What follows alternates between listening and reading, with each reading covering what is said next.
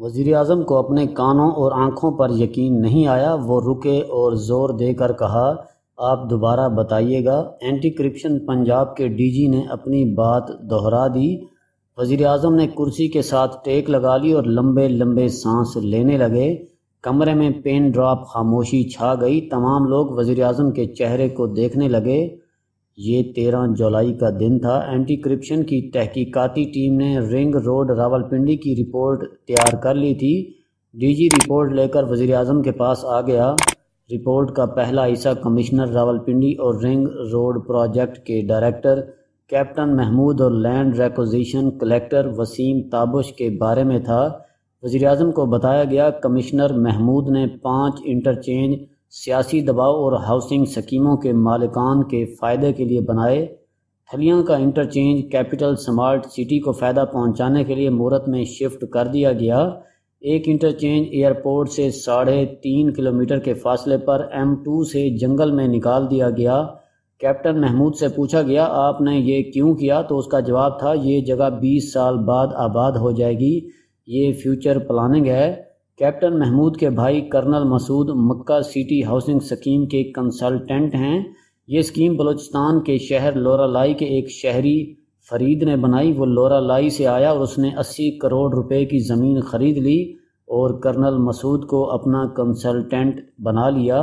ہم نے فرید سے پوچھا، تمہارے پاس 80 کروڑ روپے کہاں سے آئے؟ اس نے جواب دیا، میں نے لورالائی میں اپنا پلاٹ بیچا تھا۔ اس سے کہا گیا، لورالائی کیا پورے بلوچستان میں اتنی مہنگی زمین نہیں؟ اس کے پاس کوئی جواب نہیں تھا۔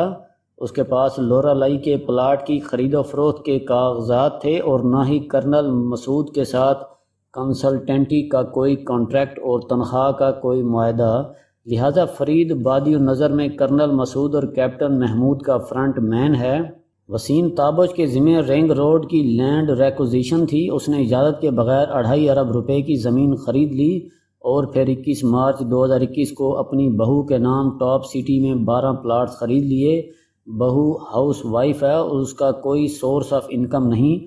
وسیم تابش نے یہ دعویٰ بھی کیا، میں نے 40 لاکھ فی پلاٹ خریدا تھا۔ ہم نے ٹاپ سٹی سے تصدیق کرائی، پتہ چلا ایک پلاٹ کی کم سے کم مالیت 2.25 کروڑ روپے ہے، یہ 20 کروڑ بنتے ہیں۔ وسیم تابش کی ان کے علاوہ بھی بے شمار پراپرٹیز ہیں۔ وزیراعظم نے پوچھا، آپ نے کتنے ایریا کی تحقیقات کی؟ اینٹی کرپشن نے بتایا، ہم نے رنگ روڈ سے 3 کلومیٹر کے فاصلے پر موجود زمینوں کا ریکارڈ چیک کیا۔ زلفی بخاری کے بارے میں پوچھا گیا تو بتایا گیا، سجاد حسین شاہ نام کے ایک شخص نے 2020 میں رنگ روڈ کے ساتھ 4000 کنال زمین خریدی، الآصف ڈیولپرز کے نام سے اسکیم بنائی اور سرکاری منظوری اور کاغذات کے بغیر پلاٹس بیچنا شروع کر دیے۔ ہم نے اسے بلا کر سورس آف انکم پوچھا، اس نے جواب دیا، میں UAE میں سونے کا کاروبار کرتا ہوں، میں دبئی سے 16 ملین ڈالر یعنی پاکستانی 2 ارب 55 کروڑ روپے پاکستان لے کر آیا اور اس رقم سے یہ زمین خریدی۔ اینٹی کرپشن نے اپنا ایک افسر دبئی بھجوایا، پتہ چلا سجاد حسین شاہ کی کمپنی ایک کمرے کے فلیٹ پر مشتمل ہے اور اس کو بھی تالا لگا ہوا ہے۔ اس کی شخصیت بھی کسی طرح امیر یا کاروباری نہیں لگتی۔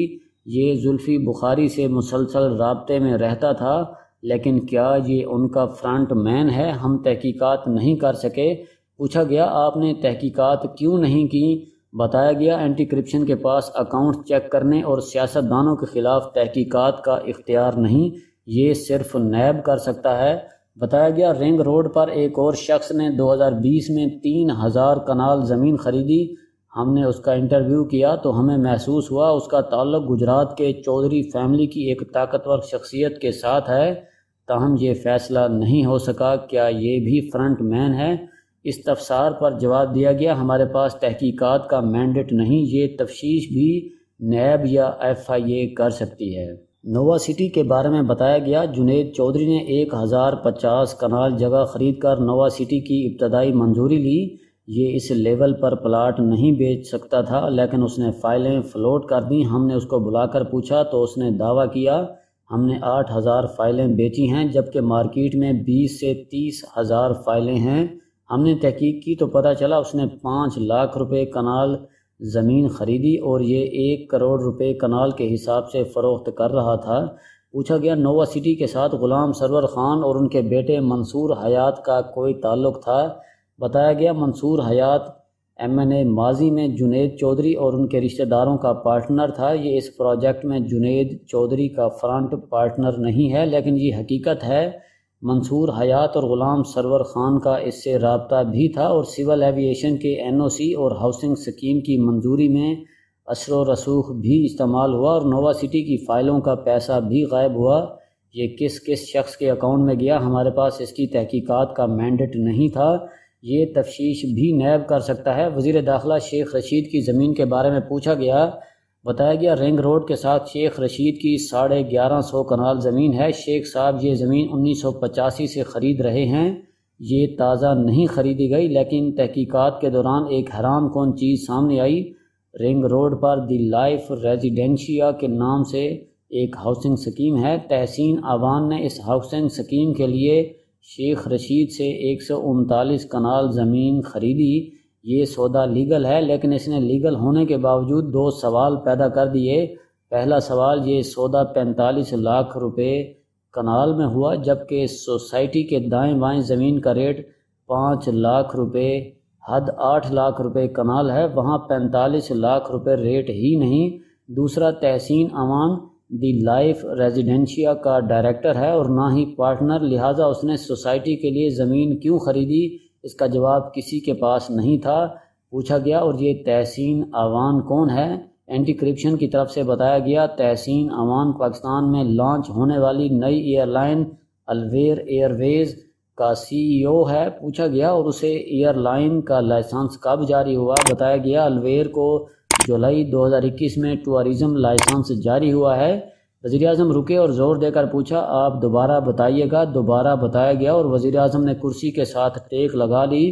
پوچھا گیا آپ نے مزید تحقیقات کیوں نہیں کی؟ بتایا گیا یہ تحقیقات ہمارے مینڈیٹ سے باہر ہیں، یہ بھی نیب کر سکتا ہے۔ وزیراعظم کو بتایا گیا اینٹی کرپشن نے 22 مئی 2021 کو انکوائری شروع کی تھی، 6 ارکان کی JIT بنائی گئی، کمیٹی نے 21,000 صفحات کا مطالعہ کیا، 100 حکومتی اور پرائیویٹ شہریوں سے انکوائری کی، پنجاب حکومت کے 5 ڈپارٹمنٹ سے پریزنٹیشن لی اور وفاقی اور صوبائی دفتروں سے ڈاٹا جمع کیا، جس کے بعد اینٹی کرپشن اس نتیجے پر پہنچی وزیراعظم کو کمشنر راولپنڈی نے غلط بتایا تھا، ہم نے رنگ روڈ میں کوئی تبدیلی نہیں کی، وزیر اعلیٰ کو بھی دھوکہ دیا گیا، وزیر اعلیٰ نے رنگ روڈ کے روٹ میں تبدیلی کے لیے کسی قسم کی منظوری نہیں دی تھی۔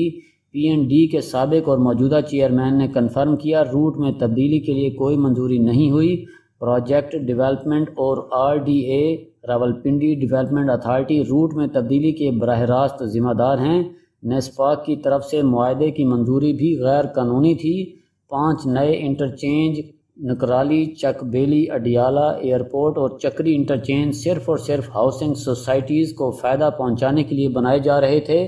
ہاؤسنگ سوسائٹیز کو فائدہ پہنچانے کے لیے CDA اور نیشنل ہائی وے اتھارٹی سے NOC لینے سے قبل رنگ روڈ کے نقشے جاری کر دیے گئے۔ اصل PC1 51 کلومیٹر پر محیط تھا اور اس کا بجٹ 6 ارب 24 کروڑ روپے تھا، لیکن دوسرے PC1 میں سنگ جانی کو شامل کر کے رنگ روڈ کو 63 کلومیٹر سے زائد کر دیا گیا اور مالیت 16 ارب 3 کروڑ روپے کر دی گئی۔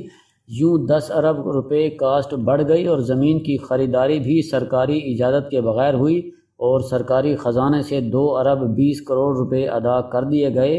اینٹی کرپشن نے آخر میں وزیراعظم کو مشورہ دیا آپ معاملے کو 2 حصوں میں تقسیم کر دیں، سرکاری ملازمین کے خلاف اینٹی کرپشن پنجاب کو مقدمات چلانے دیں، جبکہ الآصف ڈیولپر کے مالک سجاد حسین شاہ، مکہ سٹی کے کنسلٹنٹ اور کمشنر کیپٹن محمود کے بھائی کرنل مسعود، الویر ایئر ویز کے CEO تحسین آوان، نووا سٹی کے مالک جنید چودھری، نووا سٹی کی فائلیں بیچنے والے تمام پراپرٹی ایجنٹس اور سمارٹ سٹی کے مالکان کا کیس نیب کے حوالے کر دیا جائے اور ان ہاؤسنگ سوسائٹیز پر پابندی لگا کر اور مالکان کی جائیدادیں بیچ کر عوام کو ان کا پیسہ واپس کرایا جائے۔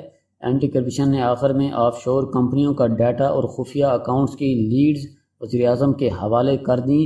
اجلاس ختم ہو گیا، لیکن وزیراعظم دیر تک لمبی سانسیں لیتے رہے۔